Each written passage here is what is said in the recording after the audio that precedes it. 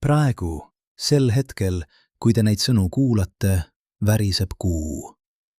Mitte metafooriliselt, mitte poeetiliselt, vaid täiesti füüsiliselt.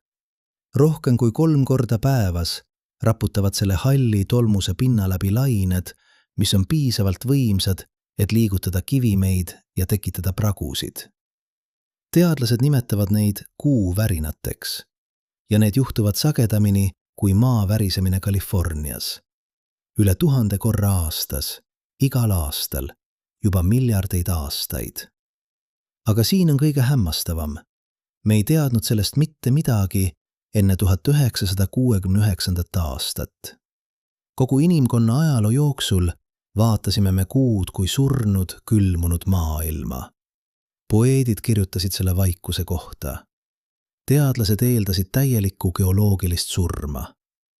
Ja siis, Apollo 12 missiooni ajal, astronaudid Neil Armstrong ja Buzz Aldrin paigaldasid kuu pinnale seadme, mis muutis kõike. Passiivne seismomeeter. Lihtne kuup, mis kuulas. Ja see, mida see kuup kuulis, muutis meie arusaama kuust täielikult. Esimesed andmed jõudsid maale 31 päeva pärast paigaldamist. Teadlased NASA Lyndon B. Johnson kosmosekeskuses Texases vaatasime ekraane ja nägime midagi võimatut. Graafikud hüppasid, lained liikusid läbi kuu sisestruktuuri. Kuu ei olnud surnud, see oli elus. Mitte bioloogiliselt, vaid geoloogiliselt. Selle süda ikka veel tuksus. Gary Latham, Columbia ülikooli seismoloog, kes juhtis Apollo seismomeetrite programmi, kirjeldas seda hetke hiljem nii. Me ootasime vaikust. Me saime sümfoonia. Järgmise 8 aasta jooksul, kuni Apollo seismomeetrid töötasid, registreerisid need üle 12 000 kuu värina. Mõned olid nii nõrgad, et ainult kõige tundlikumad instrumendid said neid tuvastada. Teised olid piisavalt võimsad, et raputada kogu kuu struktuuri. Kõige võimsam registreeritud kuu värisemine jõudis 5,5 magnituudini Richteri skaalal.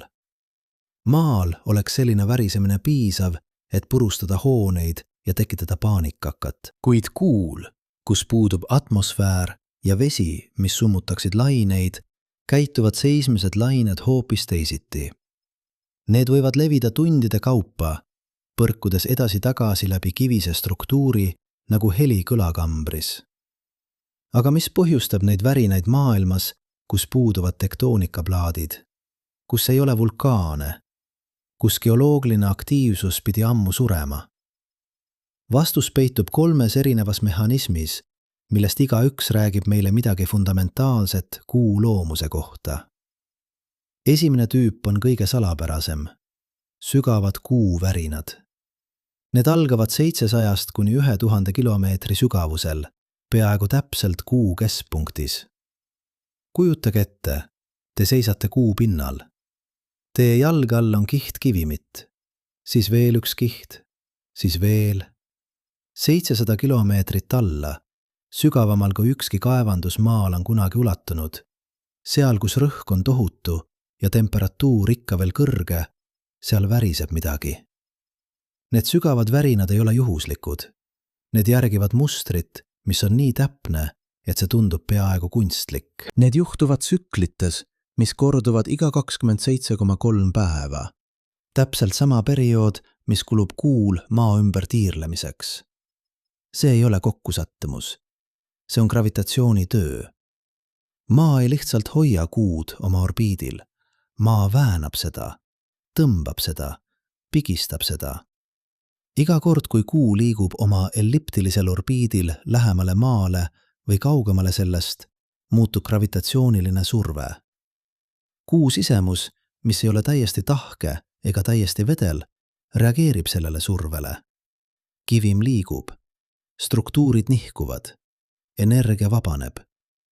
Teadlased nimetavad seda tõusu ja mõõna jõududeks.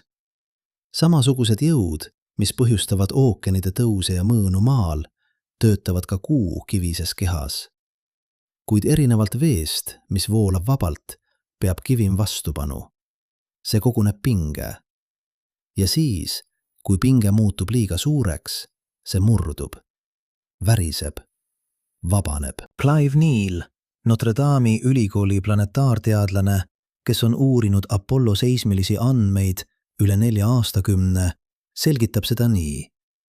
Teine tüüp kuuvärinaid on veel dramaatilisem. Termilised kuuvärinad. Need juhtuvad kuu pinnal või vahetult selle all ja need on otseselt seotud millegi kohutavalt lihtsaga, päikeseloojanguga. Kuupäev kestab 29,5 maapäeva. 29,5 päeva, mil päike küpsetab kuu pinda temperatuurini, mis ulatub 130 kraadini Celsiuse järgi. Siis tuleb öö. Ja kuu öö ei ole nagu maa öö. Seal ei ole atmosfääri, mis hoiaks soojust. Temperatuur kukub kiiresti, drastiliselt. Alla -170 kraadi Celsiuse järgi. See on temperatuuri vahe üle 300 kraadi. Kujutage ette, mis juhtub materjaliga, mis laieneb ja tõmbub kokku sellise ekstreemse tsükli käigus. Kivim, mis päeval paisub, ööseks tõmbub kokku. Pinnad, mis olid ühendatud, eralduvad. Struktuurid, mis olid stabiilsed, muutuvad haprateks. Ja siis päikesetõusu ja loojangu hetkedel, kui temperatuur muutub kõige kiiremini, kuu pind lihtsalt murdub. Pragud tekivad, kivid langevad, tolm liigub. Apollo seismomeetrid registreerisid neid termilisi kuuvärinaid tuhandeid kordi. Need olid nõrgemad kui sügavad kuuvärinad, kuid palju sagedasemad. Yoshio Nakamura, Texas ülikooli geofüüsik, kes analüüsis Apollo seismilisi andmeid aastaid, kirjeldas termilisi kuuvärinaid kui, quote, 2. Iga päev kuu hingab sisse, laieneb soojuses. Iga öö see hingab välja, tõmbub kokku külmas. Ja iga hingetõmme tekitab väikese värina. 3. tüüp on kõige vägivaldne, meteoriitide põrked. Kuu ei oma atmosfääri, mis kaitseks seda kosmiliste kivide eest. Iga kivi, iga tolmutükk, mis lendab kuu suunas, tabab pinda täie kiirusega. Mõned neist on väikesed, tekitavad ainult mikroskoopilisi kraatrite. Teised on massiivsed, vabastavad energiat, mis võrdub tuhandete tonnide lõhkeainega. Apollo seismomeetrid registreerisid neid põrkeid pidevalt. Mõned olid nii võimsad, et lained levisid läbi kogu kuu struktuuri.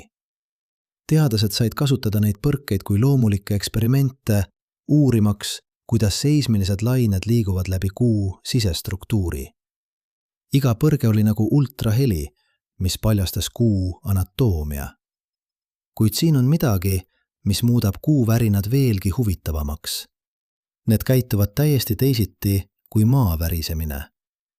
Maal, kui toimub maavärin, seismilised lained levivad kiiresti, kuid sumuvad ka kiiresti. Vesi pinnases, atmosfääri rõhk, maa keeruline struktuur, kõik see absorbeerib energiat. Maa värisemine, mis kestab minuti, on juba pikk. Kuuvärinad käituvad, nagu nad toimuksid täiesti erinevas universumis. Kui kuul toimub värisemine, lained ei summuta. Need põrkuvad edasi ja edasi ja edasi. Apollo 12 seismomeeter registreeris kuuvärinaid, mis kestsid üle tunni. Mõned kestsid peaaegu 4 tundi. Kuu helises nagu kelluke, mida on löödud. Põhjus on kuu erakordne kuivus ja homogeensus. Kuu kivim on läbinisti kuiv. Seal ei ole vett, mis absorbeeriks vibratsioone. Kuu struktuur on ka palju ühtlasem kui maa oma. Vähem kihte, vähem katkestusi. Seismilised lained lihtsalt jätkavad liikumist, põrkudes edasi-tagasi nagu valgus peegliruumis. See omadus muudab kuu ideaalseks seismoloogia laboratooriumiks. Maal on seismilised signaalid keerulised, segatud, raske interpreteerida. Kuul on need puhtad, selged, peaaegu matemaatiliselt täpsed. Iga kuu värisemine on nagu õpik geofüüsika kohta. Aga miks see kõik oluline on? Miks peaks meid huvitama, et kuu väriseb? Esiteks, see räägib meile kuu ajaloo kohta. Iga sügav kuu värisemine on tõend, et kuu sisemus ei ole täiesti külmunud. Seal sügaval all on ikka veel soojust, ikka veel liikumist. See tähendab, et kuu on geoloogiliselt noorem, kui me arvasime. Selle süda ikka veel jahtub, ikka veel kohaneb, ikka veel elab. Teiseks, see räägib meile maa ja kuu suhte kohta. Need sügavad kuuvärinad, mis järgivad nii täpselt maa gravitatsioonilist tsüklit, on otsene tõend sellest, kui tugevalt need kaks keha on seotud. Maa ei ole lihtsalt kuu naaber. Maa on kuu kujundaja, kuu piinaja, kuu saatus. Ja kolmandaks, ja see on võib-olla kõige praktilisem põhjus, see räägib meile, millega me peame arvestama, kui me naaseme kuule. NASA Artemis-programm plaanib viia inimesed tagasi kuu pinnale juba 2026. aasta lõpuks. Hiina kosmoseagentuur plaanib oma baasi. Eraettevõtted räägivad kuu kaevandamisest, kuu turismist, isegi kuu linnadest. Kuid kuidas ehitada baasi maailmas, mis väriseb üle 1000 korra aastas? Kuidas projekteerida struktuure, mis peavad vastu pidama mitte ainult meteoriitide põrgetele ja ekstreemsetele temperatuuridele, vaid ka pidevale seismilisele aktiivsusele? Vastused nendele küsimustele peituvad andmetes, mida Apollo seismomeetrid kogusid 5 aastakümmet tagasi. Kuid need andmed on kaugel täielikust. Apollo seismomeetrid olid paigutatud ainult 5 kohta, kõik kuu lähiküljel, kõik suhteliselt lähedal ekvaatorile. See on nagu üritada mõista maa geoloogiat, paigutades seismomeetrid ainult Euroopasse. Kaasaegsed teadlased nõuavad uut seismilist võrgustikku, mitte 5 seismomeetrit, vaid 50 või 500. Paigutatud üle kogu kuu pinna, nii lähiküljele kui ka kaugküljele, ekvaatorile ja poolustele. Ainult siis saame me tõeliselt mõista kuu sisemist struktuuri. Ainult siis saame me kaardistada, kus on ohutsoonid ja kus on turvalised kohad ehitamiseks. René Weber, NASA Marshall kosmosekeskuse planetaarteadlane, kes juhib kaasaegset kuu seismoloogia uurimist, ütleb seda otse. Kuid kuu värinad ei räägi meile ainult kuu kohta. Need räägivad meile ka millegi palju fundamentaalsema kohta. Kuidas planeedid elavad ja surevad. Maa on geoloogiliselt aktiivne, sest see on suur ja soe. Selle sisemus on ikka veel sulanud, ikka veel liigub, ikka veel genereerib magnetvälja. Kuid maa on erand, mitte reegel. Enamik kivimeid planeedid ja kuud meie päikesesüsteemis on geoloogiliselt surnud. Nende sisemused on külmunud. Nende pinnad on muutumatud miljardeid aastaid. Kuu on kusagil vahepeal. See ei ole täiesti elus nagu maa, kuid see ei ole ka täiesti surnud nagu Merkuur või Callisto. See on ülemineku faasis, aeglaselt jahtumas, aeglaselt tardumas, kuid ikka veel võitlemas. Iga kuu värisemine on selle võitluse tõend. Iga seismiline laine on kuu viimane karje enne lõplikku vaikust. Ja see vaikuse hetk tuleb. Mitte homme, mitte miljoni aasta pärast. Kuid lõpuks, miljardite aastate pärast, kuu sisemus jahtub täielikult. Värinad lakkavad. Kuu muutub tõeliselt surnud maailmaks. Kuid praegu, sel hetkel, kuu ikka veel elab, ikka veel hingab, ikka veel väriseb.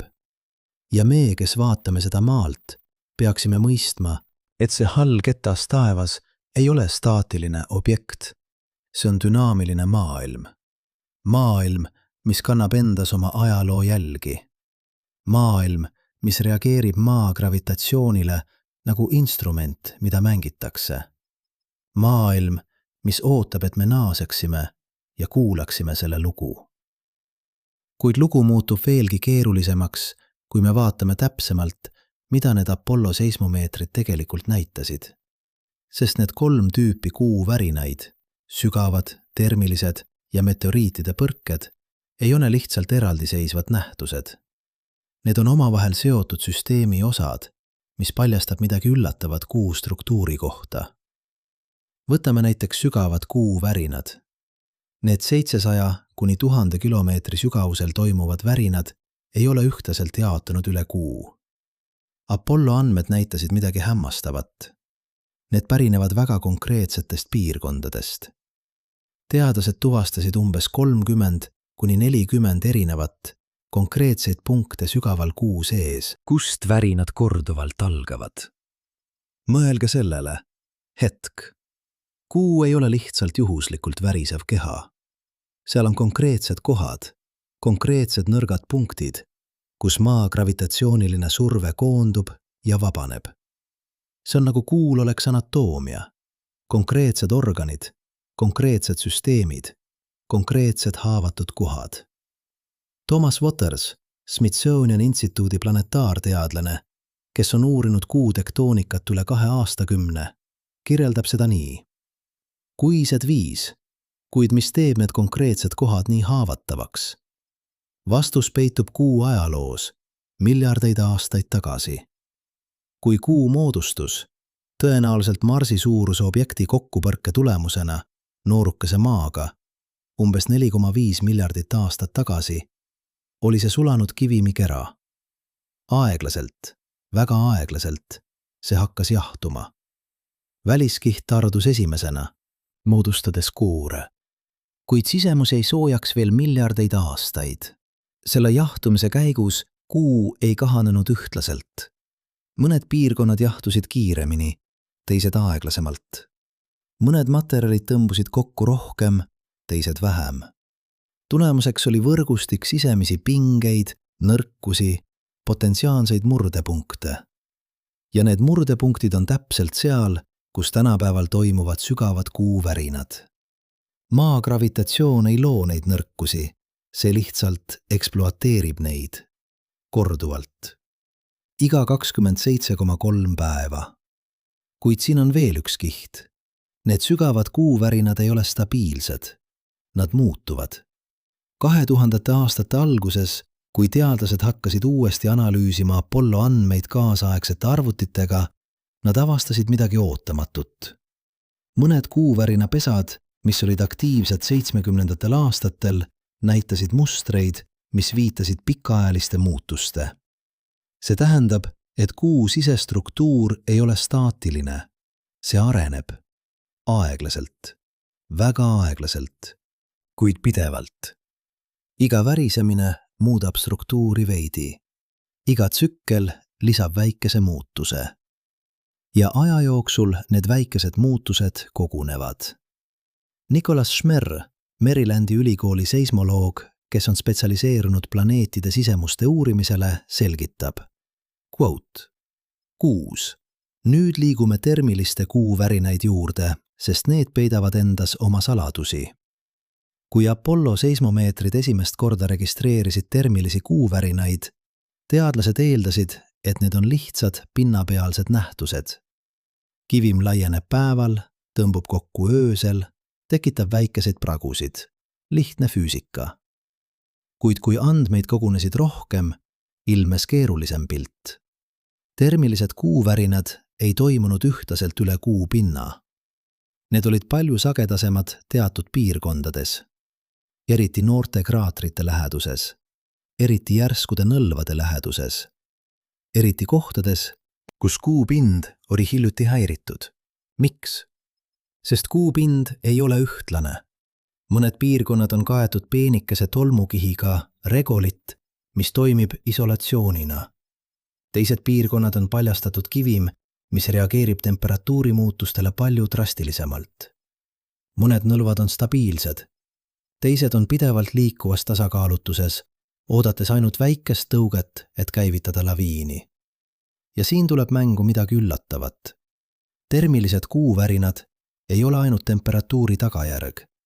Need on ka gravitatsiooni tagajärg. Mõelge sellele. Kui päike tõuseb kuu horisondi kohale, see ei soojenda ainult pinda. See muudab ka gravitatsioonilist tasakaalu. Päikese gravitatsioon, kuigi palju nõrgem kui maa oma, lisab väikese täiendava tõmbe. Ja see tõmme, kombineerituna termilise laienemisega, võib olla piisav, et käivitada värina. Teisisõnu, termilised kuuvärinad ei ole lihtsalt termilised. Need on termogravitatsioonilised. Kaks jõudu töötavad koos, sünkroonselt, et liigutada kuu pinda. Mehdi Benna, NASA Goddardi kosmosekeskuse planetaarteadlane, kes on uurinud kuu pinna dünaamikat, ütleb. Kuid kõige fascineerivam aspekt termiliste kuuvärinaid on see, mida need räägivad meile kuu vanuse kohta. Kui kuu oleks tõeliselt geoloogiliselt surnud, kui selle sisemus oleks täiesti külmunud ja stabiilne, siis termilised kuuvärinad oleksid väga nõrgad ja haruldased. Kivim, mis on olnud stabiilne miljardeid aastaid, ei murdu kergesti. Kuid Apollo andmed näitasid vastupidist. Termilised kuuvärinad olid sagedased, võimsad, laialt levinud. See tähendab, et kuu pind on ikka veel geoloogiliselt noor, ikka veel aktiivne, ikka veel muutuv. Ja tõepoolest, 2010 aasta paiku, kui NASA Lunar Reconnaissance Orbiter hakkas kaardistama kuu pinda enneolematu detailsusega, see avastas midagi vapustavat. Tuhandeid värskeid pragusid. Mitte miljoneid aastaid vanu pragusid, vaid pragusid, mis olid tekkinud viimase 50 miljoni aasta jooksul. Mõned võib-olla isegi viimase miljoni aasta jooksul. Need praod ei ole juhuslikud. Need järgivad mustreid. Need on seotud kuu kokkutõmbumisega. Kuu sisemus jahtub, kuu raadius väheneb, pind kortsub nagu kuivanud õun. Ja see kortsumine tekitab pingeid. Pingeid, mis vabanevad termiliste kuuvärinaid kaudu. Thomas Waters, kes juhtis seda uurimust, kirjeldas avastust nii. Nüüd jõuame kolmanda tüübi juurde, meteoriitide põrked. Ja siin lugu muutub veelgi dramaatilisemaks. Kui Apollo seismomeetrid registreerisid meteoriitide põrkeid, teadlased said midagi erakordset. Nad said täpse aja, täpse asukoha ja täpse energia iga põrke kohta. See oli nagu vaadata reaalajas, kuidas kuu pinda pommiteeritakse. Ja pommitamine on pidev. Iga päev tabavad kuud tuhanded väikesed kivid. Iga nädal mõned suuremad. Iga kuu mõned, mis on piisavalt suured, et tekitada kraater, mida saaks näha maalt teleskoobiga. Iga aastakümme mõned, mis on piisavalt massiivsed, et muuta kuu geoloogiat. Kuid siin on kõige huvitavam. Meteoriitide põrked ei ole lihtsalt juhuslikud sündmused. Need järgivad mustreid. Mõned ajad aastas on põrkeid rohkem, teised ajad vähem. Miks? Sest kuu liigub läbi maa orbiidi ja maa orbiit läbib erinevaid kosmilise tolmu ja kivide piirkondi. Mõned ajad aastas maa-kuu süsteem läbib tihedamaid piirkondi, teised ajad hõredamaid. Ja kuu, mis ei oma atmosfääri, registreerib iga üksiku põrke. Teisisõnu, kuu on nagu kosmilise ilma jaam. Iga meteoriit, mis tabab seda, räägib meile midagi päikesesüsteemi kohta. Kust need kivid tulevad? Kui kiiresti nad liiguvad? Kui sageli nad põrkuvad? Ja see informatsioon on kriitiliselt oluline, sest see räägib meile, millise riskiga me silmitsi seisame, kui me naaseme kuule. Mõelge sellele. Astronaut kuu pinnal on kaitstud kosmoseriietusega, mis suudab taluda ekstreemset temperatuuri ja kiirgust. Kuid see ei suuda kaitsta otsese meteoriidi tabamuse eest. Isegi väike kivi, mis liigub 10 kilomeetri sekundis, võib läbistada kosmoseriietuse nagu kuul. Kui sageli see juhtub? Kui suur on risk? Apollo andmed annavad meile esimesed vastused. Väikesed meteoriidid, alla 1 grammi, tabavad kuud pidevalt. Kuid need on liiga väikesed, et tekitada olulist kahju. Keskmised meteoriidid, 1–100 grammi, tabavad umbes kord kuus ruutkilomeetri kohta. Need võivad tekitada kahju, kuid tõenäosus, et astronaut täpselt õiges kohas õigel ajal on väike. Suured meteoriidid, üle 1 kilogrammi, on haruldased. Kuid kui need tabavad, nad tekitavad katastroofi. Apollo 16 missiooni ajal 1972. aasta aprillis suur meteoriit tabas Kuu kaugkülge. Põrge oli nii võimas, et kõik 4 töötavat Apollo seismomeetrit registreerisid seda. Energia oli võrdne umbes 1 tonni lõhkeainega. Kui selline põrge oleks tabanud baasi lähedust, tagajärjed oleksid olnud tõsised. Mitte tingimata otsene hävitamine, kuid šokklaine, tolmupilv, sekundaarsed fragmendid, kõik see oleks tekitanud ohtu. William Cook, NASA meteoriitide keskkonnaameti juht, ütleb otse. Kuid meteoriitide põrked pakuvad ka võimalust, sest iga põrge on loomulik eksperiment. Iga põrge saadab seismilisi laineid läbi Kuu struktuuri ja need lained räägivad meile, mis on Kuu sees. Kui seismiline laine liigub läbi erineva tihedusega materjalide, see muudab kiirust. Kui see kohtab piiri 2 erineva kihi vahel, osa lainest peegeldub tagasi. Kui see läbib vedelat või osaliselt sulanud materjali, see käitub teisiti kui tahkes kivimis. Apollo teadlased kasutasid meteoriitide põrkeid kui loomulikke seismilisi allikaid, et kaardistada Kuu sisemust. Nad avastasid, et Kuul on kihtide struktuur sarnane Maale, kuid palju lihtsam. Koor, mis ulatub umbes 50 kilomeetrit sügavusele. Vahepealne kiht mantlil, mis ulatub umbes 1000 kilomeetrit. Ja siis tuum. Kuid tuuma kohta oli vaidlust. Mõned teadlased arvasid, et see on täiesti tahke. Teised arvasid, et seal võib olla väike vedeltuum. Apollo andmed ei olnud piisavalt täpsed, et lõplikult otsustada. Alles 2010. aasta paiku, kui teadlased uuesti analüüsisid Apollo andmeid koos uute andmetega NASA Lunar Prospector ja Grail missioonidest, nad jõudsid järeldusele. Kuul on väike vedeltuum. Umbes 320 kilomeetrit läbimõõdus, peamiselt rauast, ikka veel osaliselt sulanud. See avastus muutis kõike, sest vedeltuum tähendab, et Kuu sisemus ei ole täiesti külmunud. Seal on ikka veel piisavalt soojust, et hoida raud sulanud. Ja see tähendab, et Kuu on geoloogiliselt noorem, kui me arvasime. René Weber, kes juhtis seda uurimust, selgitas. Quote 10 kuid. Kuidas see kõik? Sügavad kuuvärinad, termilised kuuvärinad, meteoriitide põrked, vedeltuum seostub omavahel. Vastus on süsteemne. Kuu ei ole lihtsalt kogum eraldiseisvaid nähtusi. See on integreeritud süsteem, kus iga element mõjutab teisi. Maa gravitatsioon tekitab sügavaid kuuvärinaid. Need kuuvärinad muudavad Kuu sisemist struktuuri. See muutus mõjutab, kuidas soojus liigub Kuu sees. Soojuse liikumine mõjutab, kui kiiresti Kuu jahtub. Jahtumine põhjustab kokkutõmbumist. Kokkutõmbumine tekitab pingeid pinnal. Pinged vabanevad termiliste kuuvärinaid kaudu. Termilised kuuvärinad muudavad pinnastruktuuri. Pinnastruktuur mõjutab, kuidas meteoriidid põrkuvad. Põrked tekitavad uusi pragusid. Praod muudavad, kuidas seismilised lained levivad. Ja tsükkel jätkub. See on tagasisidesüsteem. Iga element toetab ja mõjutab teisi. Ja kogu süsteem aeglaselt, väga aeglaselt areneb. Mark Vitsorek, Pariisi Füüsikainstituudi planetaarteadlane, kes on ehitanud keerulisi mudeleid Kuu sisemuse kohta, kirjeldab seda nii.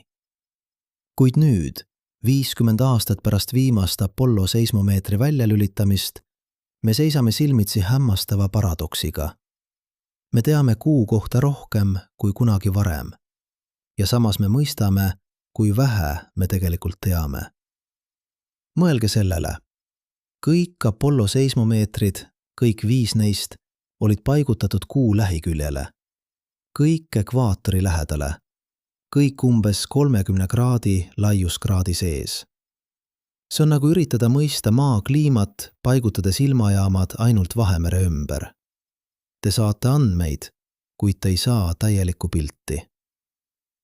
Kuu kaugkülg, see pool, mida me Maalt kunagi ei näe, on täielik mõistatus. Seal ei ole kunagi olnud ühtegi seismomeetrit, mitte ühtegi. Me ei tea, kas seal toimuvad samad tüüpi kuuvärinad. Me ei tea, kas seal on samad kuuvärinapesad. Me ei tea, kas seal on oma unikaalsed geoloogilised protsessid. Ja see ei ole ainult akadeemiline küsimus. See on praktiline probleem. Sest kuu kaugkülg on täpselt seal, kuhu mitmed riigid ja eraettevõtted plaanivad ehitada oma baase. Miks? Sest kaugkülg pakub midagi, mida lähikülg ei saa pakkuda. Täielikku raadiokaitset maahäirete eest.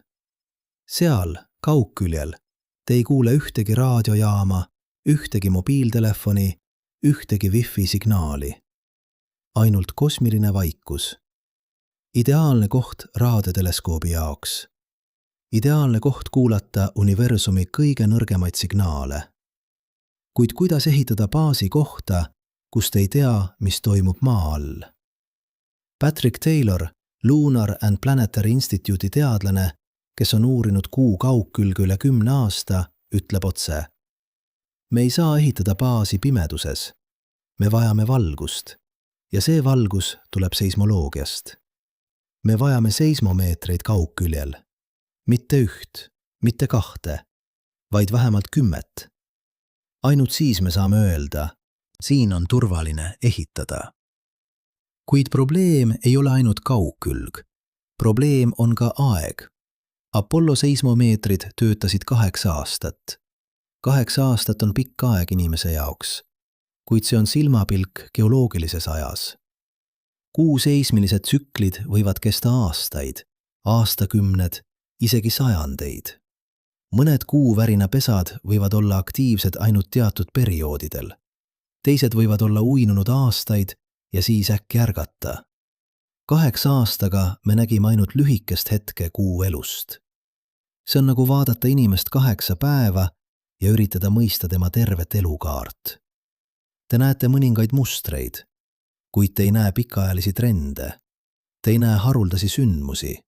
Te ei näe täielikku pilti. Ja siis on veel üks probleem. Tehnoloogia. Apollo seismomeetrid olid oma aja jaoks revolutsioonilised, kuid tänapäeva standardite järgi nad olid primitiivsed. Nad suutsid tuvastada värinaid, mõõta nende tugevust, määrata nende suunda, kuid nad ei suutnud teha paljusid asju, mida kaasaegsed seismomeetrid teevad rutiinselt. Kaasaegsed seismomeetrid on 1000 kordi tundlikumad. Nad suudavad tuvastada värinaid, mis on nii nõrgad, et need liigutavad maad vähem kui aatomi läbimõõt. Nad suudavad eristada erinevaid lainetüüpe, B-lained, S-lained, pindlained, millest igaüks räägib midagi erinevat struktuuri kohta. Nad suudavad töötada aastakümneid ilma hoolduseta ja kõige olulisem, kaasaegsed seismomeetrid suudavad töötada võrgustikus. Mitte lihtsalt 5 eraldiseisvat instrumenti, vaid integreeritud süsteem, kus iga seismomeeter räägib teistega, kus andmeid analüüsitakse reaalajas, kus mustrid tuvastatakse automaatselt. Selline võrgustik võiks revolutsiooniliselt muuta meie arusaama kuust. Kuid selle ehitamine nõuab midagi, mida Apollo ajal ei olnud. Püsivat kohalolekut kuul. Ja see toob meid tagasi Artemis programmi juurde. NASA Artemis programm ei ole lihtsalt Apollo kordamine. See ei ole lihtsalt lähme kuule, istutame lipu maha, tuleme tagasi. Artemis on midagi fundamentaalselt erinevat. See on püsiva kohaloleku loomine.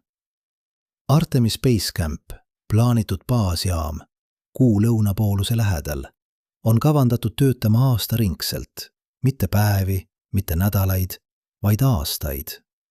Astronaudid tulevad ja lähevad, kuid baas jääb.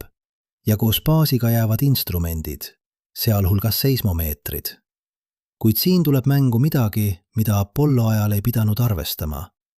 Kuidas ehitada struktuure, mis peavad vastu pidama pidevale seismilisele aktiivsusele? Maal me teame, kuidas ehitada maavärinakindlaid hooneid. Me oleme õppinud seda sajandite jooksul, läbi tuhandete maavärisemiste, läbi lugematute katastroofide. Me teame, millised materjalid töötavad, millised disainid on stabiilsed, millised piirkonnad on ohtlikud. Kuid Kuul me alustame nullist. Me ei tea, millised materjalid käituvad hästi Kuu tingimustes. Me ei tea, kuidas Kuu värinad mõjutavad struktuure, mis on ehitatud Kuu gravitatsioonis, 6 korda nõrgemas kui Maa oma.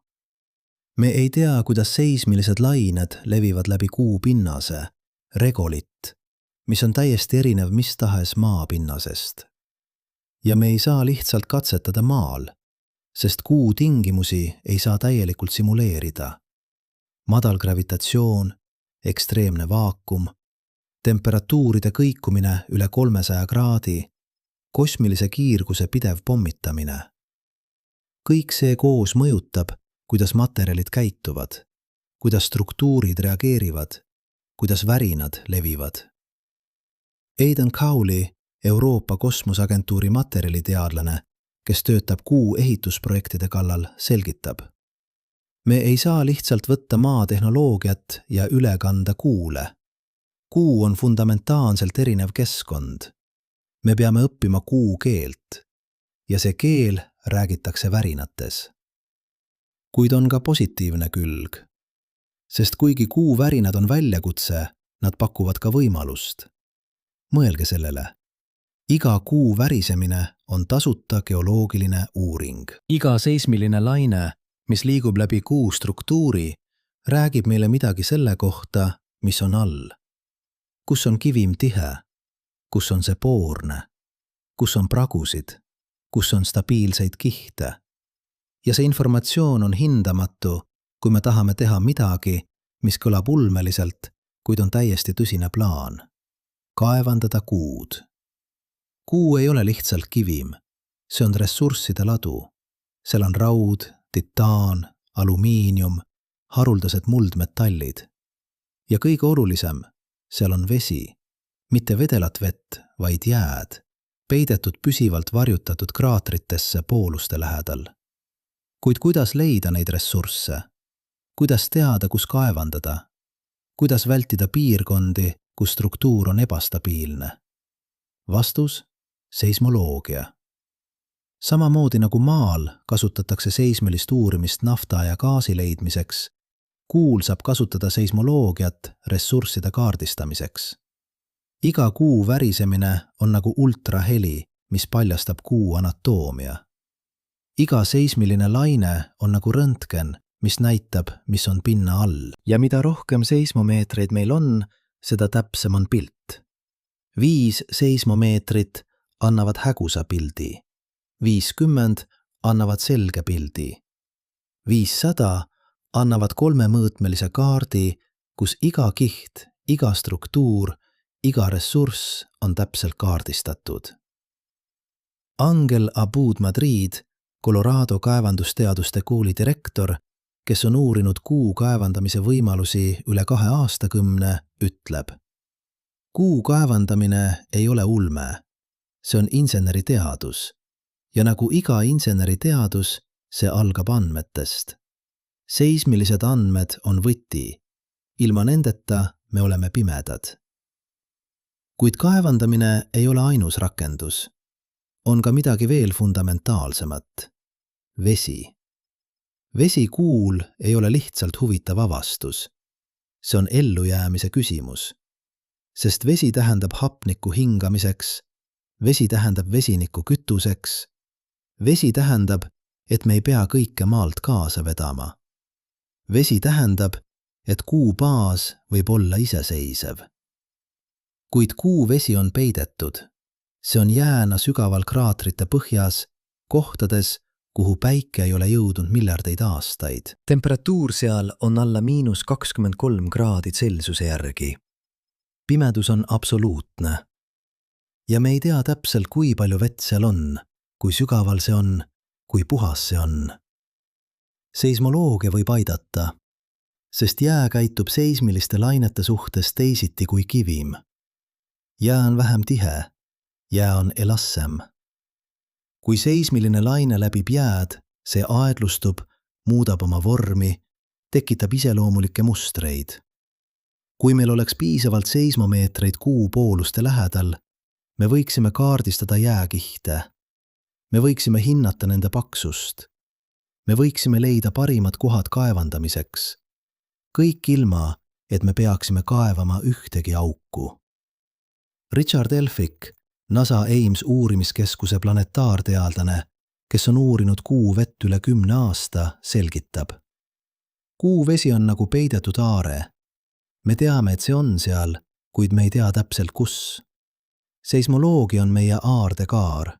See näitab meile teed. Kuid kõik see, baasid, kaevandamine, vesi, sõltub ühest asjast.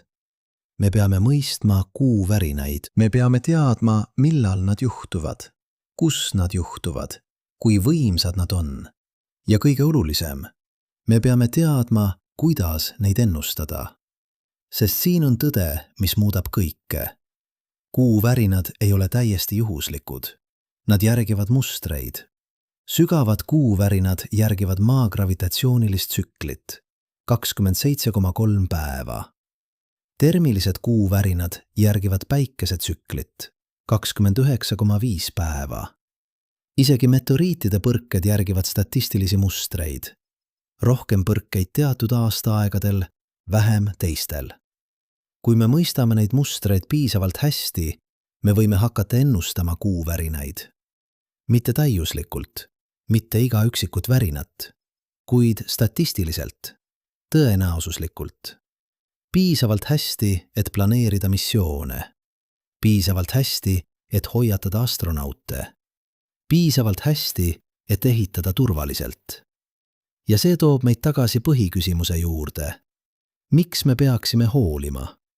Miks peaks meid huvitama, et Kuu väriseb? Miks peaks meid huvitama, mis toimub selle halli tolmuse pinna all? Miks investeerida miljardeid dollareid, et paigutada seismomeetreid maailma, kus keegi ei ela? Vastus on mitmekihiline. Esiteks, see on teadus. Kuu on ainus taevas keha peale maa, kus me oleme paigutanud seismomeetreid. Ainus koht, kus me oleme kuulanud teise maailma südamelööki. Ja see, mida me oleme kuulnud, on muutnud meie arusaama sellest, kuidas planeedid töötavad, kuidas nad elavad, kuidas nad surevad. Iga Kuu värisemine on õppetund planetaarse evolutsiooni kohta. Iga seismiline laine on vihje selle kohta, mis toimub teiste maailmade sees. Marss, Merkuur, Euroopa, Enceladus. Me ei saa paigutada seismomeetreid kõikjale, kuid me saame õppida Kuult. Ja see, mida me õpime, aitab meil mõista kogu päikesesüsteemi. Teiseks, see on praktiline. Kui me tõsiselt plaanime naasta Kuule ja kõik viitab sellele, et me plaanime, siis me peame mõistma keskkonda. Me ei saa ehitada baasi, kaevandada ressursse, luua püsivat kohalolekut ilma, et me mõistaksime, kuidas Kuu liigub. Ja kolmandaks, ja see on võib-olla kõige sügavam põhjus, see on filosoofiline. Sest Kuu värinad räägivad meile midagi fundamentaalset aja kohta. Kuu on 4,5 miljardit aastat vana. See on peaaegu sama vana kui päikesesüsteem ise. See on näinud maa sündi. See on näinud elu tekkimist. See on näinud dinosauruste tõusu ja langust. See on näinud inimkonna evolutsiooni. Ja kogu selle aja jooksul, iga üksik päev, Kuu on värisenud. Aeglaselt, vaikselt, püsivalt. Nagu südamelöök, mis ei lakka kunagi. Nagu hingamine, mis jätkub, isegi kui keegi ei kuula. Me inimesed oleme olnud siin ainult silmapilk. Mõnisada 1000 aastat. Ja enamikku sellest ajast me ei teadnud, et Kuu väriseb. Me vaatasime seda kui surnud maailma. Külmunud, muutumatu, igavene. Kuid nüüd me teame, Kuu ei ole surnud. See ei ole külmunud. See ei ole muutumatu. See on elav geoloogiline süsteem, mis aeglaselt areneb, aeglaselt muutub, aeglaselt liigub oma lõpliku saatuse poole. Ja see saatus on vaikne. Mitte homme, mitte miljooni aasta pärast. Kuid lõpuks, miljardite aastate pärast, Kuu sisemus jahtub täielikult. Vedeltuum tardub, sügavad kuuvärinad lakkavad. termilised kuuvärinad muutuvad nõrgemaks ja haruldasemaks. Ja lõpuks, mingil kaugel hetkel tulevikus, kuu tõesti sureb. Kuid mitte veel, mitte praegu. Praegu kuu ikka veel elab, ikka veel väriseb, ikka veel räägib meile oma lugu. Ja me, kes oleme õppinud kuulama, me mõistame, et see lugu ei ole lihtsalt kuu lugu. See on meie lugu. Sest kuu ja maa ei ole lihtsalt naabrid. Nad on partner. Nad on seotud gravitatsiooniliselt, ajalooliselt, saatuslikult. Iga kord, kui kuu väriseb maa gravitatsiooni tõttu, see on meeldetuletus. Me ei ole üksi. Me ei ole isoleeritud. Me oleme osa suuremast süsteemist. Süsteemist, mis ulatub kaugemale meie planeedi. Süsteemist, mis hõlmab kuud, päikest, päikesesüsteemi, galaktikat, universumit. Ja kui me paigutame uued seismomeetrid kuule, kui me ehitame uue võrgustiku, mis kuulab palju täpsemalt, palju kauem, palju laiemalt, kui Apollo seismomeetrid kunagi suutsid, me ei tee seda lihtsalt teaduse pärast. Me ei tee seda lihtsalt praktiliste rakenduste pärast. Me teeme seda, sest me tahame mõista. Me tahame kuulda. Me tahame olla osa sellest kosmilisest dialoogist, kus planeedid räägivad üksteisega värinates, gravitatsioonis, ajas. Ja võib-olla lõpuks, see on kõige olulisem põhjus, miks me peaksime hoolima, et kuu väriseb. Sest see meeldetuletus, et isegi maailmad, mis näivad surnud, võivad olla elus. Isegi vaikused võivad olla täis sõnumeid. Isegi kõige kaugemad, külmemad, võõramad kohad universumis võivad rääkida meile midagi sügavat meie endi kohta. Me peame lihtsalt õppima kuulama. Kuid nüüd, praegu, sel hetkel, kui te neid sõnu kuulate, toimub midagi erakordset. Midagi, mis muudab kogu selle loo kuu värinates millekski palju suuremaks kui lihtsalt geoloogiline uudishimu. Hiina kosmosagentuuri Chang'e 6 missioon, mis maandus kuu kaugküljele 2018. aasta jaanuaris, kandis endas midagi, mida seal ei olnud 50 aastat. Seismomeetrit. Mitte Apollo tüüpi seismomeetrit, vaid kaasaegset, digitaanset, äärmiselt tundlikku instrumenti, mis suudab tuvastada värinaid, mis on 1000 korda nõrgemad kui Apollo seadmed kunagi suutsid. Ja see, mida see instrument on registreerinud viimase 2 aasta jooksul, on vapustav. Kuu kaugkülg ei ole vaiksem kui lähikülg. See on võib-olla isegi aktiivsem. Chang'e 6 andmed näitavad kuu värinaid, mis toimuvad sagedamini, võimsamalt ja keerulisemates mustreis, kui keegi ootas. Mõned neist värinatest pärinevad sügavustest, mida Apollo andmed kunagi ei jõudnud. Teised näitavad mustreid, mis ei sobi ühegi olemasoleva teooriaga. Long Xiao, Hiina geoloogiateaduste ülikooli planetaarteadlane, kes analüüsib Chang'e 6 andmeid, kirjeldab olukorda ettevaatlikult. Me arvame, et me mõistsime kuud. Apollo andmed andsid meile mudeli, kuid nüüd me näeme, et see mudel oli ebatäielik. Kuu kaugkülg räägib erinevat lugu ja me alles õpime seda lugu lugema. See ei ole lihtsalt akadeemiline küsimus. See on otsene väljakutse kõigile, kes plaanivad ehitada baase kuu kaugküljele. NASA plaanib Artemis programmi raames paigutada seismomeetreid kuu lõunapooluse lähedale 2027. aasta lõpuks. Euroopa kosmosagentuur arendab oma seismelist võrgustikku, mis peaks hõlmama vähemalt 10 instrumenti üle kuu pinna. Jaapani kosmosagentuur JAXA plaanib paigutada seismomeetreid kuu ekvaatori lähedale. Isegi eraettevõtted nagu Intuitive Machines ja Astrobotic kannavad oma maandujates seismilisi instrumente. Esimest korda kuu uurimise ajaloos me ei ehita lihtsalt üksikuid seismomeetreid. Me ehitame võrgustikku, globaalset võrgustikku. Võrgustikku, mis hõlmab lähikülge ja kaugkülge, ekvaatorit ja poolusi, madalikke ja mägesid. Ja see võrgustik ei tööta eraldi. See on integreeritud. Iga seismomeeter räägib teistega. Andmed liiguvad reaalajas. Algoritmid analüüsivad mustreid automaatselt. Hoiatused genereeritakse, kui tuvastatakse ebatavalisi värinaid. See on nagu muuta Kuu üheks suureks seismiliseks observatooriumiks, üheks instrumendiks, mis kuulab kogu planeedi südamelööki korraga. Kuid siin tuleb mängu midagi, mis muudab selle veelgi võimsamaks. Tehisintellekt. Sest probleem Apollo andmetega ei olnud ainult see, et neid oli vähe. Probleem oli ka see, et nende analüüsimine oli aeglane. Teadlased pidid käsitsi läbi vaatama tuhandeid graafikuid, otsima mustreid, eristama tõelisi kuuvärinaid müradest ja instrumentide vigadest. See võttis aastaid, mõnikord aastakümned. Kaasaegsed masinõppe algoritmid suudavad teha sama töö sekundite jooksul. Nad suudavad tuvastada mustreid, mida inimsilm ei märka kunagi. Nad suudavad ennustada, millal ja kus järgmine kuu värisemine tõenäoliselt toimub. Nad suudavad isegi eristada erinevaid kuuvärina tüüpe automaatselt. Sügav, termiline, meteoriit. Ilma inimese sekkumiseta. Jerry Nunn, NASA Jet Propulsion Laboratory teadlane, kes on arendanud masinõppe algoritme Apollo andmete analüüsimiseks, selgitab. Me võtsime Apollo andmed, mida on analüüsitud 50 aastat, ja lasime tehisintellektil neid uuesti läbi vaadata. Ja see leidis kuuvärinaid, mida keegi ei olnud kunagi märganud. 100 neist, võib-olla tuhandeid.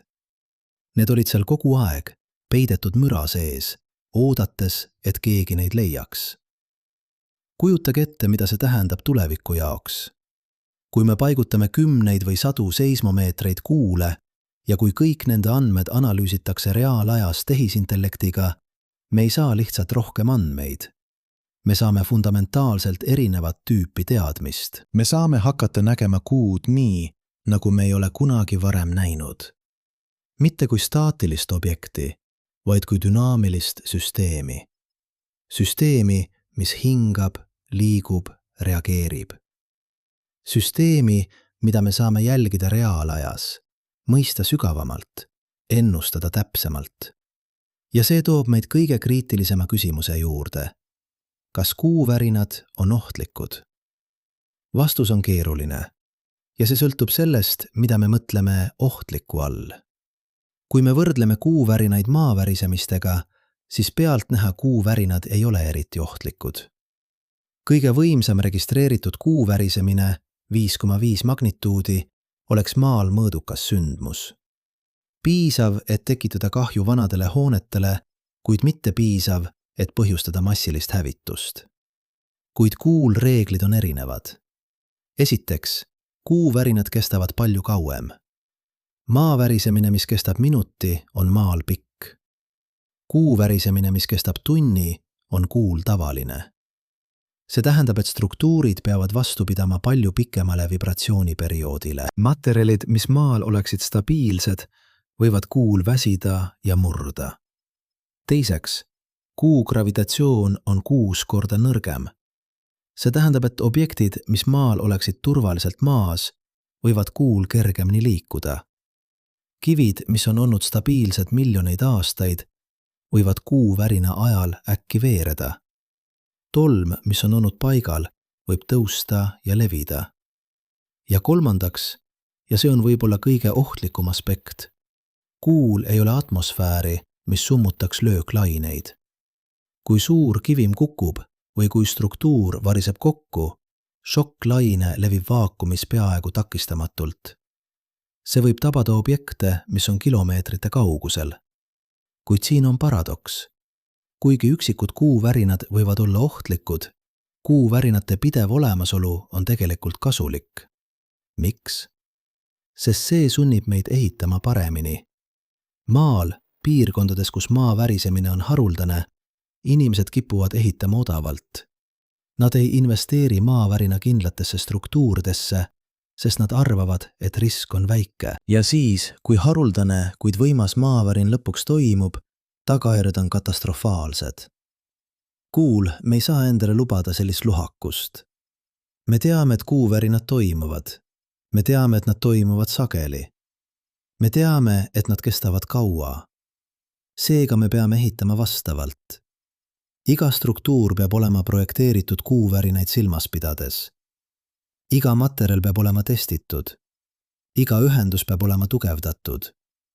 Ja see ei ole lihtsalt inseneriteadus, see on filosoofia.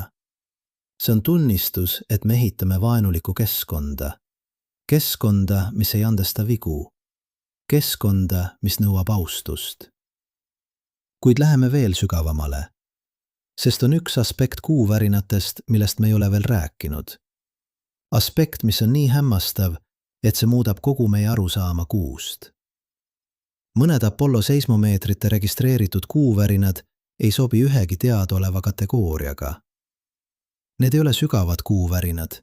Nad ei järgi maa gravitatsioonilist tsüklit. Need ei ole termilised kuuvärinad. Nad ei korreleru päikeseloojangute või tõusudega. Need ei ole meteoriitide põrked. Neil ei ole õiget signatuuri. Need on midagi muud. Midagi, mida me ei mõista. Mõned teadlased arvavad, et need võivad olla seotud gaasi vabanemisega kuu sisemuses. Teised arvavad, et need võivad olla seotud kuu magnetvälja jääkidega. Veel teised arvavad, et need võivad olla seotud protsessidega, mida me ei ole veel avastanud. Clive Neal, kes on uurinud Apollo andmeid üle 4 aastakümne, ütleb ausalt. On kuuvärinaid, mida me lihtsalt ei mõista. Me oleme proovinud iga teooriat. Me oleme ehitanud iga mudeli ja ikka on seal midagi, mis ei sobi. See on alandav, kuid see on ka põnev, sest see tähendab, et kuu on ikka veel täis üllatusi. Ja see toob meid tagasi fundamentaalse küsimuse juurde. Mida me tegelikult teame? Me teame, et kuu väriseb. Me teame, et see väriseb sageli.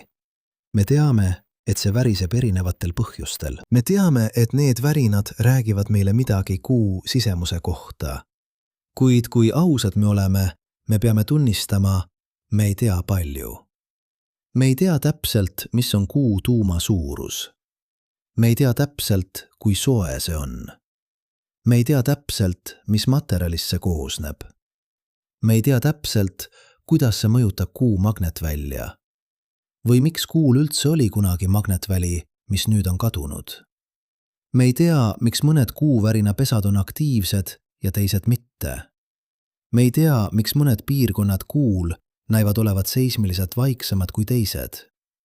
Me ei tea, kas on piirkondi, kus kuuvärinad on nii võimsad, et seal ei ole kunagi turvaline ehitada. Ja kõige olulisem, me ei tea, kuidas kuu areneb. Kas see jahtub ühtlaselt? Kas on piirkondi, mis jäävad soojaks kauem? Kas on võimalik, et mingil hetkel tulevikus kuu seismiline aktiivsus äkki suureneb enne lõplikku surma? Need ei ole lihtsalt akadeemilised küsimused. Need on eksistentsiaalsed küsimused, sest kui me tõsiselt plaanime luua püsivat kohalolekut kuul, kui me tõsiselt räägime kuu linnadest, kuu tööstusest, kuu tsivilisatsioonist, siis me peame mõistma maailma, kuhu me läheme. Ja praegu, ausalt öeldes, me ei mõista seda piisavalt hästi. Kuid, ja siin on lootus, me oleme lähemale kui kunagi varem. Järgmise 10 aasta jooksul kuule paigutatud seismomeetrite võrgustik annab meile andmeid, mis on 10 korda, 100 korda, võib-olla 1000 korda rikkalikumad kui kõik Apollo andmed kokku. Me näeme kuu värinaid, mida me ei ole kunagi varem näinud. Me avastame mustreid, mida me ei osanud otsida. Me mõistame protsesse, mida me ei osanud ette kujutada.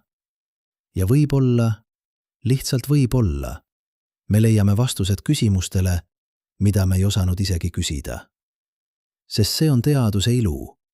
Iga vastus tekitab uusi küsimusi. Iga avastus avab uusi müsteeriume. Iga samm edasi näitab meile, kui palju on veel õppida. Ja kuu, see hall, tolmune, näiliselt lihtne maailm, on osutunud üheks kõige keerulisemaks, kõige fascineerivamaks, kõige salapärasemaks objektiks, mida me oleme kunagi uurinud. See väriseb. Iga päev, iga tund, iga hetk. Ja iga värisemine on sõnum. Sõnum minevikust, sõnum olevikust, sõnum tulevikust. Me peame lihtsalt õppima seda sõnumit lugema, sest lõppkokkuvõttes kuuvärinad ei räägi meile ainult kuu kohta. Nad räägivad meile meie endi kohta, meie kohast universumis, meie võimest mõista, meie julgusest uurida, meie alandlikkusest tunnistada, kui palju me ei tea.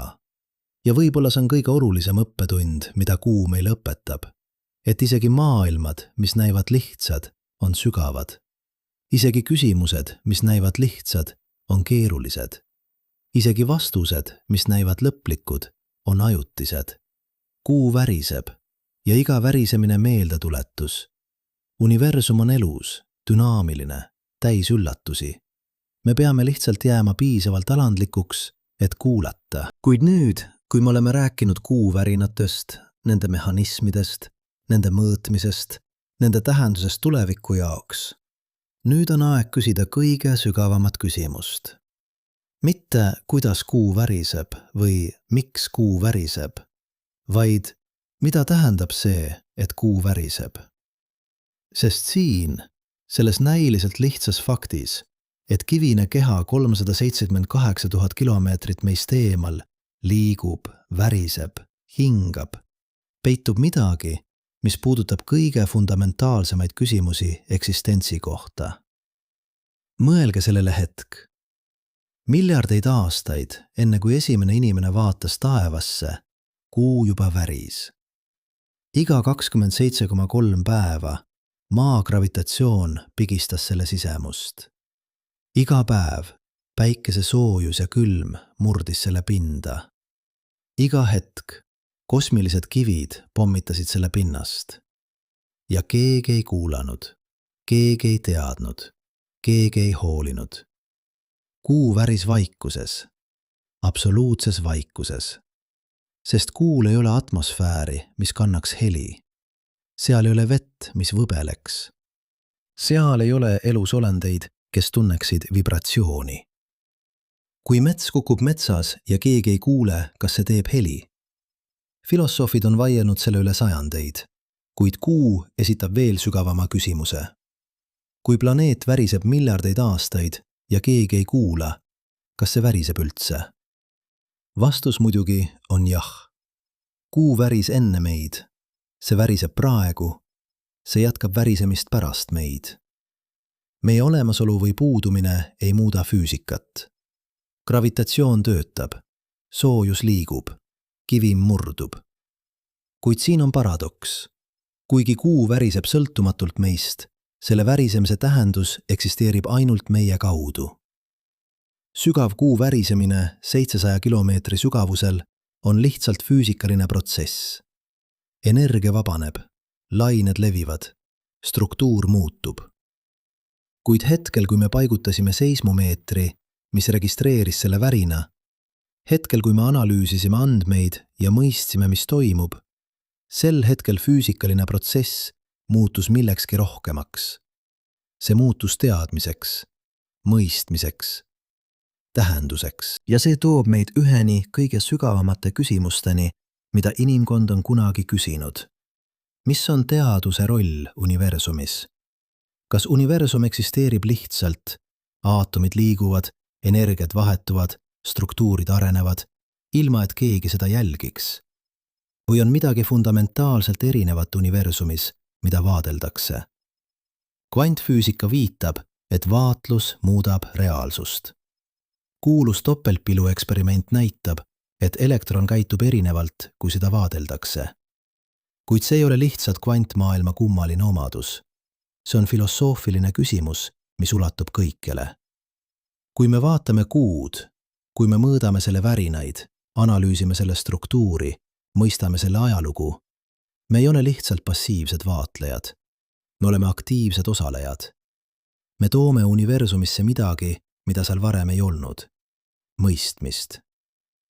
Carl Sagan ütles kunagi, me oleme viis, kuidas kosmos tunneb ennast. Kuuvärinad teevad selle metafoori konkreetseks. Miljardeid aastaid kuu väris, kuid see ei teadnud, et see väriseb. Seal ei olnud teadvust, mis registreeriks, mõistaks, tähendust annaks. Ja siis 1969. aastal esimest korda kuu ajaloos keegi kuulas. Väike seade, mille ehitasid olendid, kes arenesid planeedil 378 000 kilomeetrit eemal, hakkas registreerima värinaid.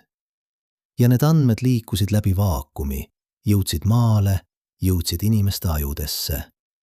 Ja sel hetkel kuu värinad muutusid millekski rohkemaks kui lihtsalt füüsikalised protsessid. Need muutusid teadmiseks, mõistmiseks, osaks inimkonna kollektiivsest teadvusest.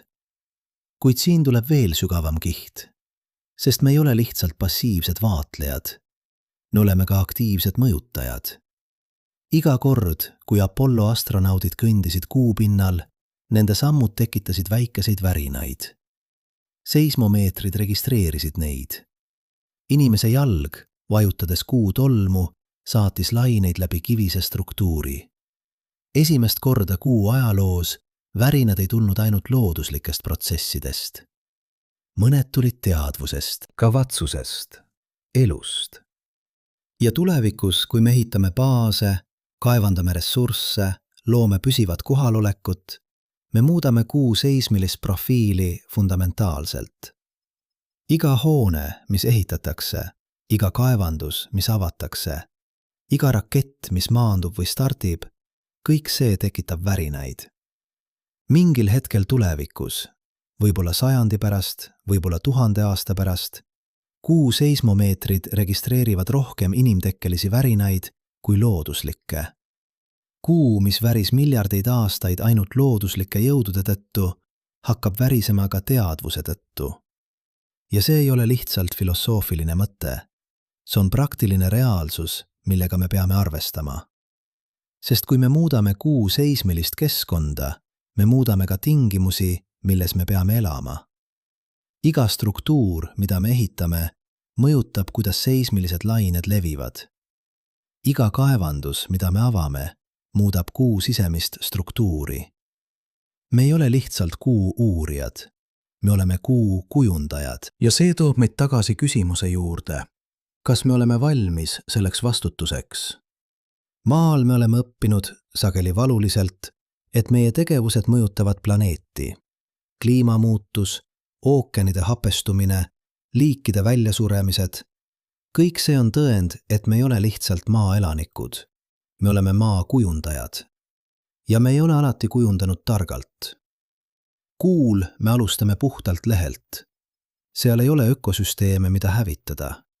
Seal ei ole atmosfääri, mida saastada. Seal ei ole ookeane, mida hapestada. Kuid seal on geoloogiline süsteem. Süsteem, mis on toiminud miljardeid aastaid. Süsteem, mida me alles õpime mõistma. Kas me peaksime olema ettevaatlikud? Kas me peaksime minimeerima oma mõju? Või kas me peaksime julgelt edasi minema, teades, et muutus on vältimatu? Need ei ole lihtsad küsimused ja neil ei ole lihtsaid vastuseid. Kuid üks asi on selge. Me ei saa enam teeskleda, et me oleme lihtsalt vaatlejad. Me oleme osalejad. Ja iga osalemine toob kaasa vastutuse. Kuid läheme veel sügavamale. Sest on üks aspekt kuu värinatest, mis puudutab midagi veel fundamentaalsemat. Ajaloomust.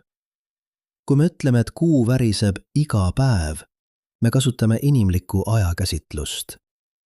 Päev on maa pöörlemine ümber oma telje. Kuid kuul, päev, kestab 29,5 maapäeva. Ja sügavad kuuvärinad järgivad tsüklit, mis kestab 27,3 päeva. Kuu orbiidi periood. Iga süsteem universumis elab omas ajas. Maa elab 24 tunni tsüklites. Kuu elab 27,3 päeva tsüklites. Päike elab 25 päeva pöörlemistsüklites. Galaktika elab 200 miljoni aasta pöörlemistsüklites. Ja me, inimesed, elame omas ajas. Meie süda lööb umbes 70 korda minutis. Meie hingamine toimub umbes 15 korda minutis. Meie elu kestab umbes 70–80 aastat. Kuid need on kõik suhtelised. Universumil endal ei ole õiget aega.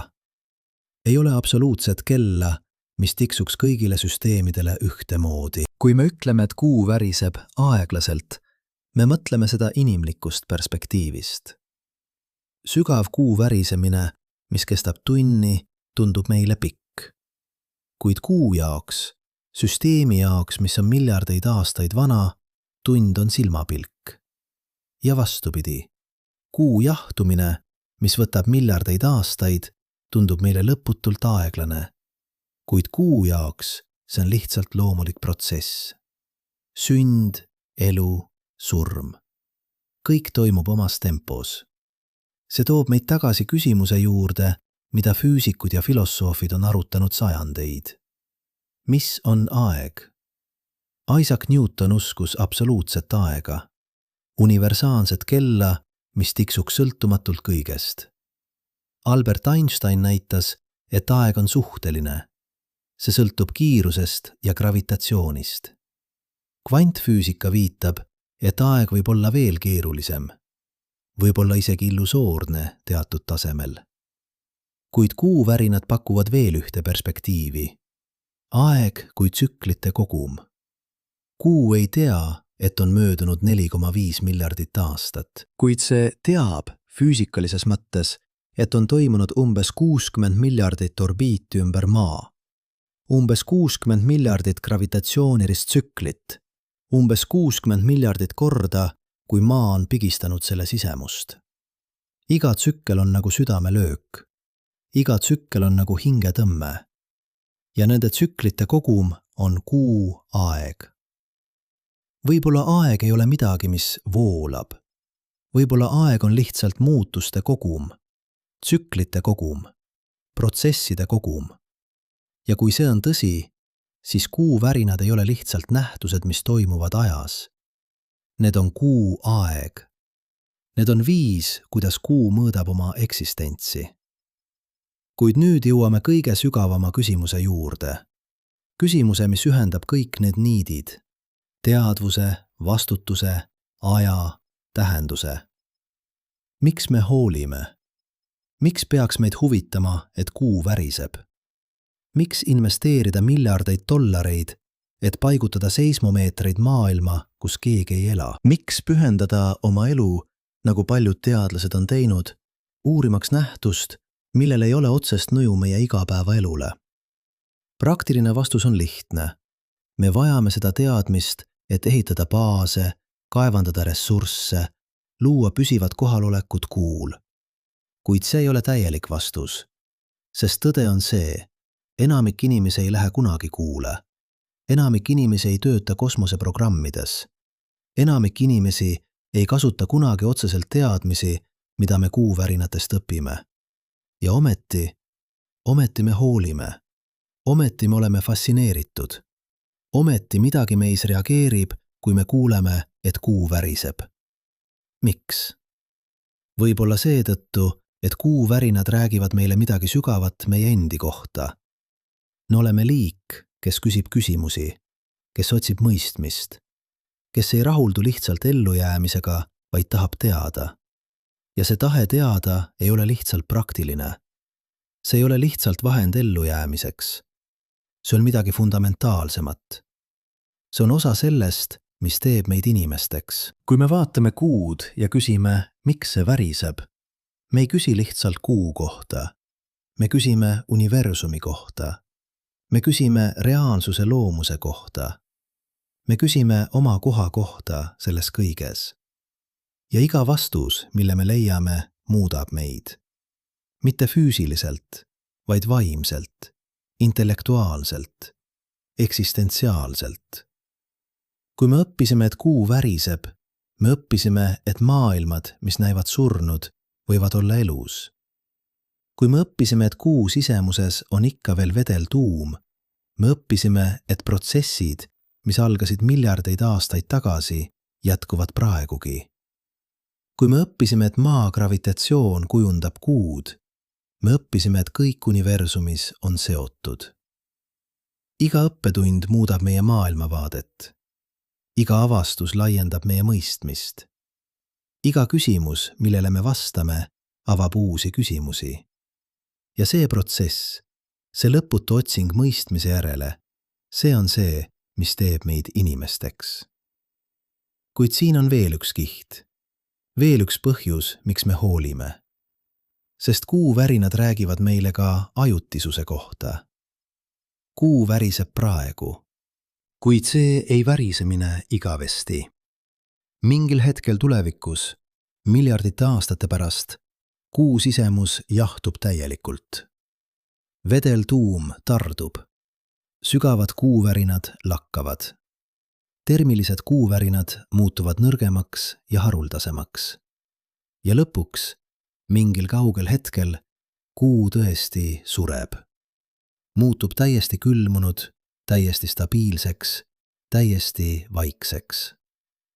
See ei ole kurb tõde, see on lihtsalt tõde.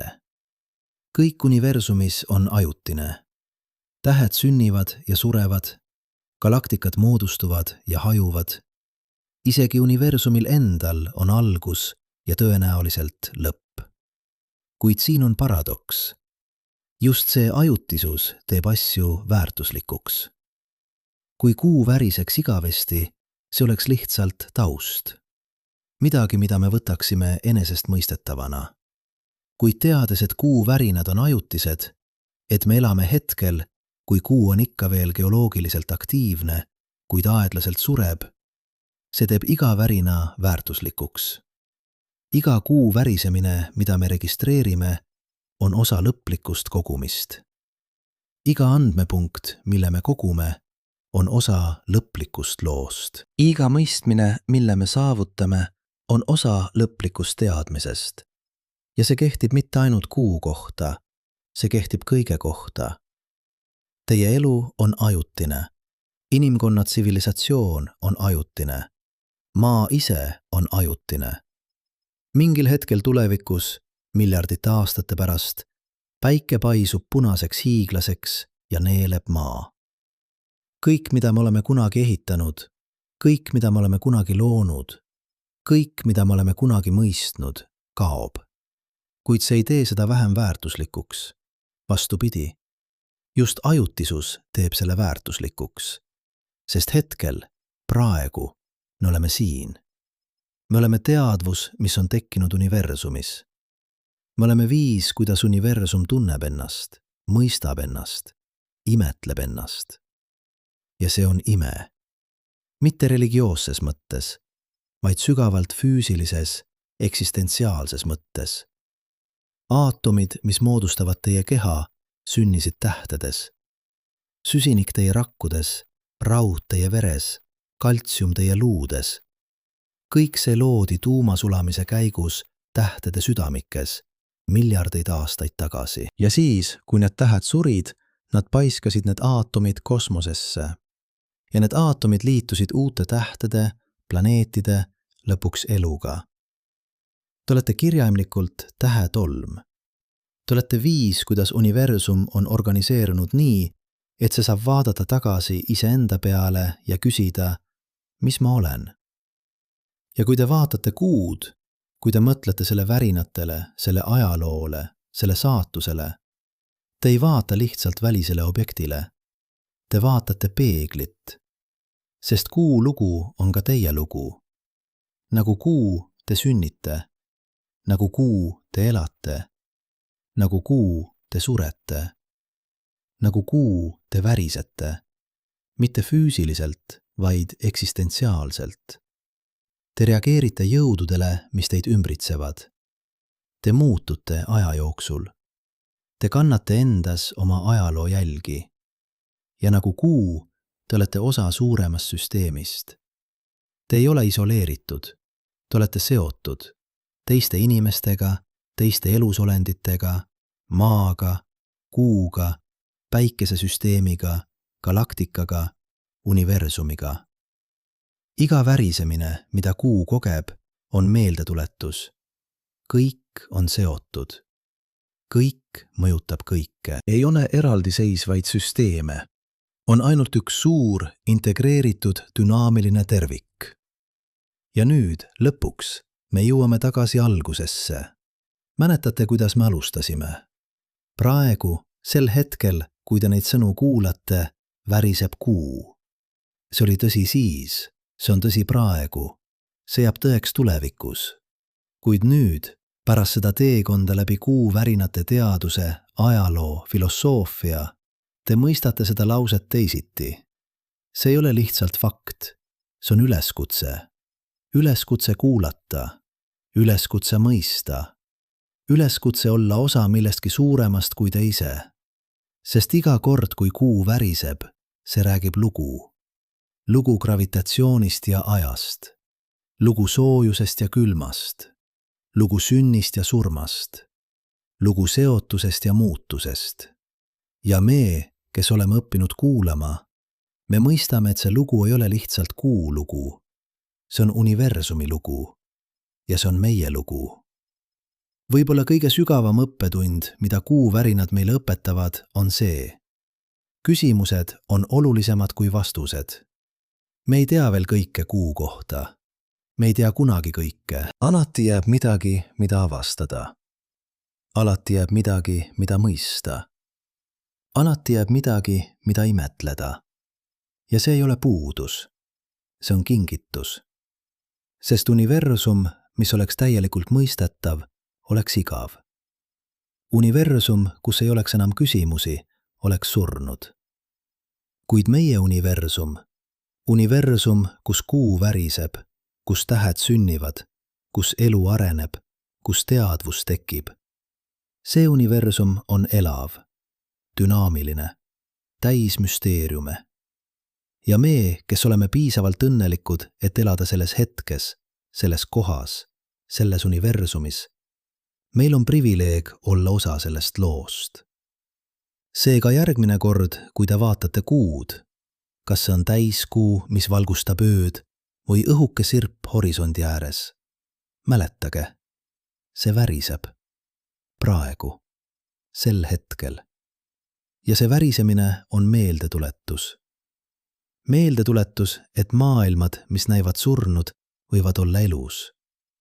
Meeldetuletus, et küsimused, mis näivad lihtsad, võivad olla sügavad. Meeldetuletus, et me, kes vaatame ja küsime ja mõistame, me ei ole lihtsalt vaatlejad. Me oleme osa loost. Me oleme viis, kuidas universum ärkab. Ja see on kõige suurem ime.